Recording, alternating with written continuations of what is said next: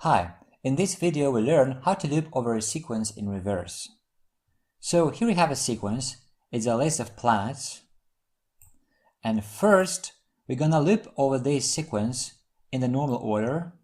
So let me uncomment this. Print planets from nearest to farthest from the Sun. So they are in this order.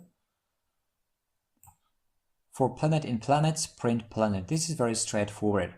And now I want to loop over the planets in reverse order, from Neptune to Mercury. So here's the code. What we have to do is use the reversed method. So planets from farthest to nearest from the Sun. For planet in reversed, and we pass planets, the sequence, as the argument, print planet. And here's the output. Planets from nearest to farthest from the Sun, Mercury, Venus, and so on, up to Neptune. And now planets from farthest to nearest from the Sun, Neptune, Uranus, Saturn, and so on, up to Mercury, or down to Mercury.